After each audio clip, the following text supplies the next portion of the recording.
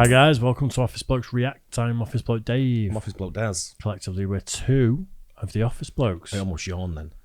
That made everyone yawn. I've got my way of hiding yawns. Ah. People probably see my nostrils flare quite a lot in certain videos where I'm like, fight it. Doesn't mean it's boring, it just means, tired. Lots going on.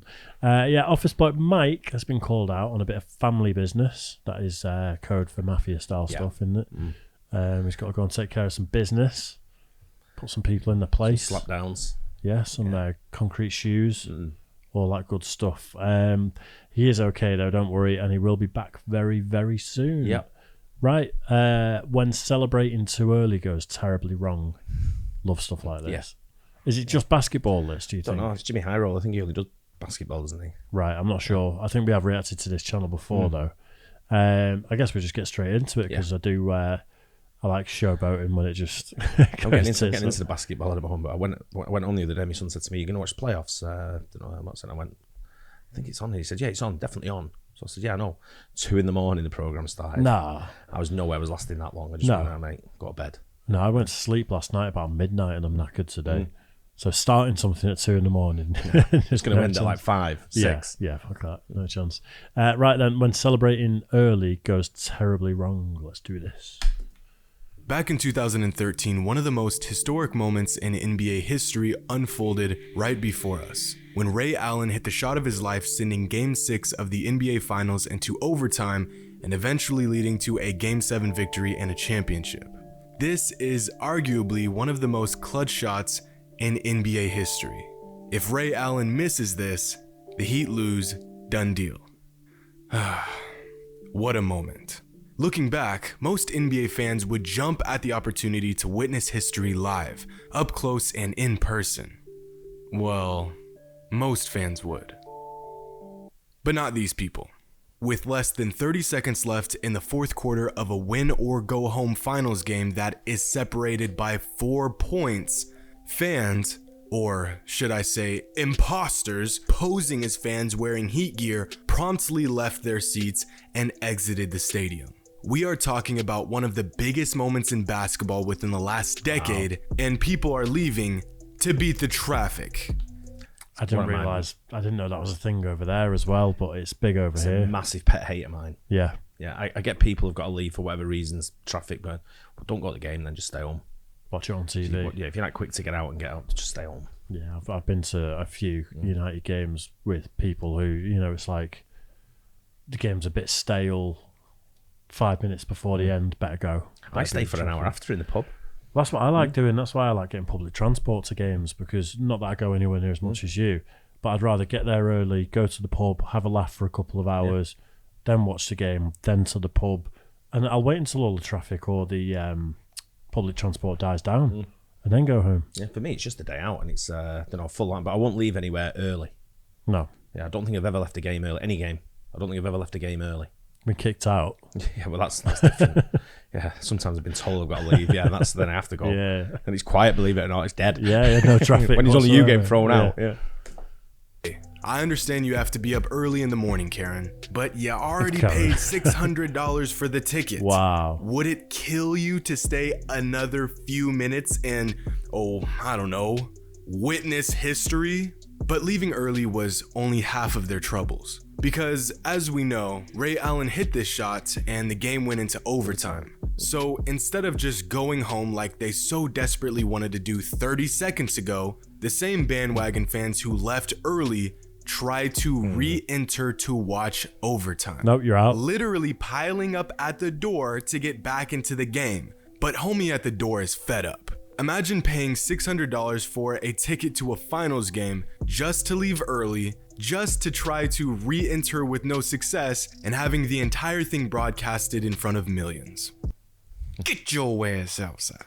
But at least these people were able to see the team that they pretended to be a fan of win, even if it was through a glass door. Back in 2010, fans of a Croatian basketball team weren't so lucky.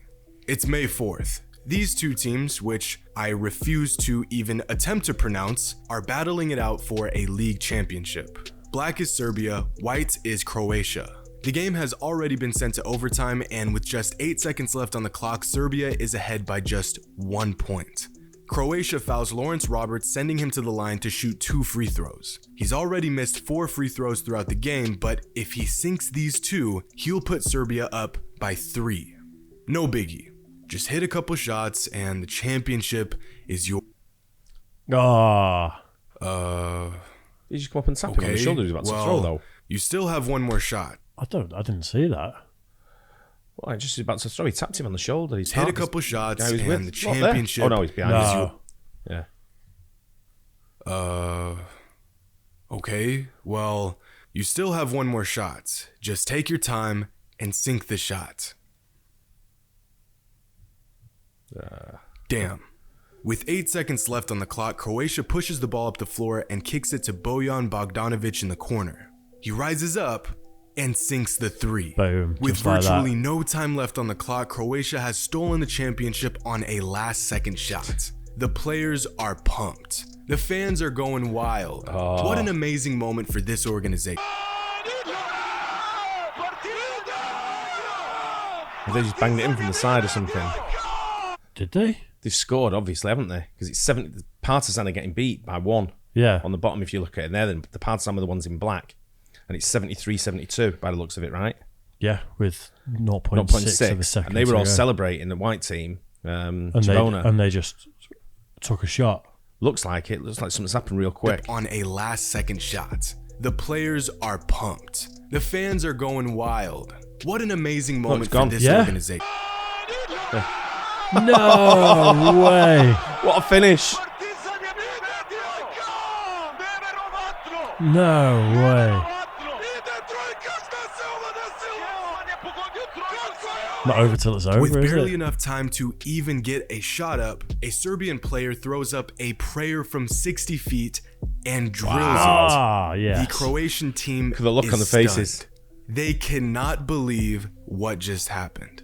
They're looking at the refs, searching for answers, but there are none. Instead of getting back on defense, they were busy celebrating while simultaneously losing the championship. And unfortunately for fans of Auburn's men's basketball team, last season ended in similar fashion. They're celebrating.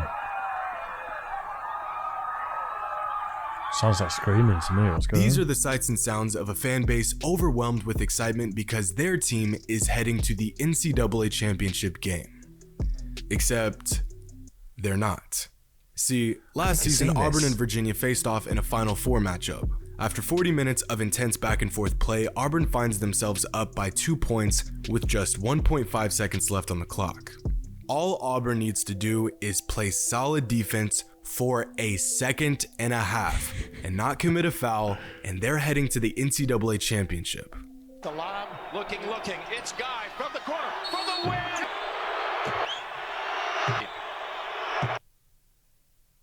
Well, why did he get the free throws? Was it a foul? All right. Didn't see. I guess it's all over for Auburn. A great season. Sucks it had to end the way it did, but at least... What is that? What does that sound? Are those Auburn fans cheering? I think I've seen this on TV. The fans all going mental and they didn't qualify. How can you... You had 1.5 seconds to pay attention as a fan to know that it didn't go your way. Yeah. Well, it's there was a scenario at City in 1999. Right. And we were getting beat 2-0 going into the last few minutes. And we scored and then everyone left. Loads left. Yeah. And then City scored again and it went into overtime and then it went to penalties and City won on penalties. But I know loads of people that came back to get back in. Yeah. That had already gone. And some people had gone and they were too far. They were on the train sort of thing going home. And it was at Wembley in 99. But a lot of fans left. Wow. Yeah. That's why we say never leave to the end. Well, you never know what's going to happen. This weekend just gone. We were playing for the Premier League. Yeah. And we were 2-0 down again with 10 minutes left. Yeah. People were leaving. And we come back and won 3-2. And I guarantee the people that were leaving are like, hey! They're coming back. Been there the whole time. Yep. That's bad. I suppose that Aguero moment as well. That was in the dying seconds, wasn't it? Yeah. Wow. In the midst of all of this craziness, Auburn fans thought that the game had ended with Kyle Guy's missed 3. They thought their team was going to the championship. And for some odd reason, they're chanting SEC instead of their own school's name. But while they're celebrating in the streets, their team is losing the game. Of course, they wouldn't know that because they're, well, in the streets, not watching it. But it didn't take long for these fans to realize what just happened. And instead of admitting to their foolish behavior, they instead choose to get mad, pout, and be in denial of the entire thing. Another case of celebrating too early gone wrong. But as a fan, there isn't much you can do to help your team win. Of course, staying until the end and actually watching the game would be a good place to start. However, being the reason why your team loses is a whole different problem, which is exactly what this player was guilty of back in 2013. It's the state championship game, New Rochelle High School in black versus Mount Vernon in white. We're tuning in with just 2.9 seconds left on the clock. Mount Vernon is up by 2 with New Rochelle inbounding the ball. This is a tough situation for New Rochelle, but we've seen worse. With no timeouts left and enough time to put up one shot, the game is pretty much in the books. All Mount Vernon has to do is get a stop. Really not much to it. It would take a miracle for New Rochelle to win this game. Edney tosses it. It's knocked around. And threw it. Hold on and win. So hold on. 1 second. Oh, goodness. What did he throw it for? With the basketball IQ of a small child, a player from Mount Vernon makes the play of a lifetime by intercepting the inbounds pass, but then throws the ball up to run out the clock. Then my man's from New Rochelle puts up a 60-foot heave and hits it. Wow. Game. And just like that, this guy is overwhelmed with all the clout his heart desires, and this guy is reevaluating his entire existence. Literally had the entire possession New Rochelle team with rushes less than the a court, second to go, state just champions. Just let it go. But wait, just seconds after New Rochelle hits the game winner, the refs call off the shot, saying the ball did not leave the player's hands in time. So that's a case of double early celebration. Madness ensues. People are going crazy. Not a single person in the building has any idea of what's going on. It's absolute chaos. But wait. No.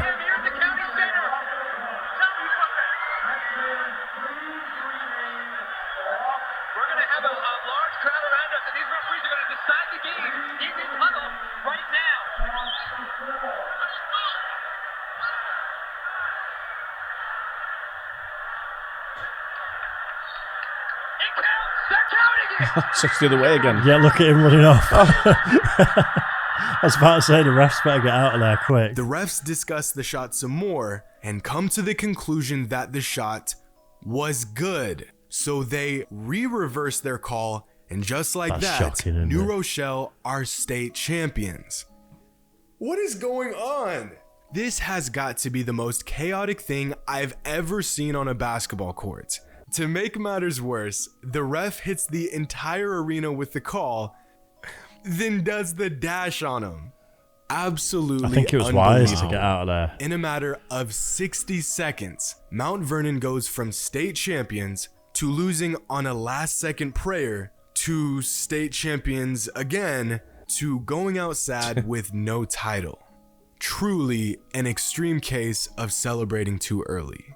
But I think all these players and fans could learn a thing or two about celebrating. There's a time and a place for it. And it's not locked outside the arena, it's not on the court, and it's definitely not while the game is still going on.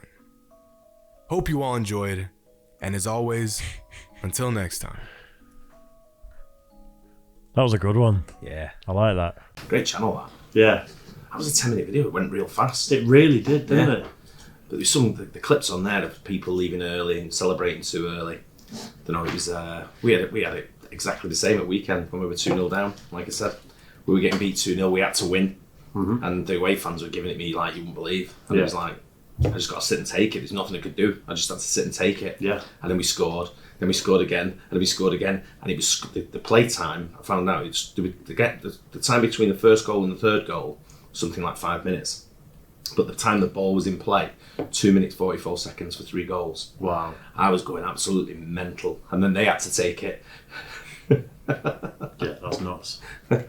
Yeah, Nice. I enjoyed that. Yeah, so did I. Yeah, I hope you guys enjoyed it too. Don't forget to like and subscribe, hit the bell, and we'll catch you on the next one. Cheers, guys. Cheers.